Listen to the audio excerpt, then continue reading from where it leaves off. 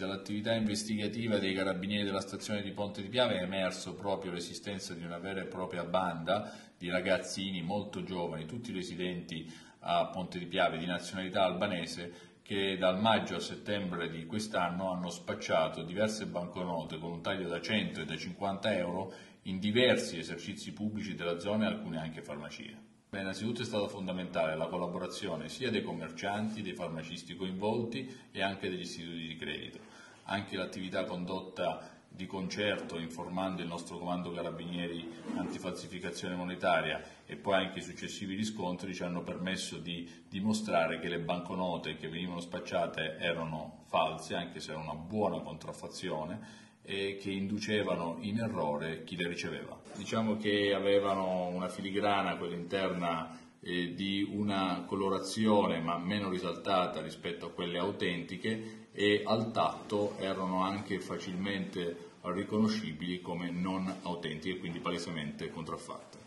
Ulteriori approfondimenti sono ancora in corso. Nella giornata di ieri sono state eseguite delle perquisizioni delegate dall'autorità giudiziaria veneziana e trevigiana e oltre a questo abbiamo anche alcuni approfondimenti in merito che stiamo svolgendo. Un caso veramente singolare è quello che ha visto coinvolto dei minori, proprio perché solitamente nel passato le banconote venivano spacciate, venivano spese sempre in danno di commercianti ma anche di privati cittadini da parte di maggiorenni. In questo caso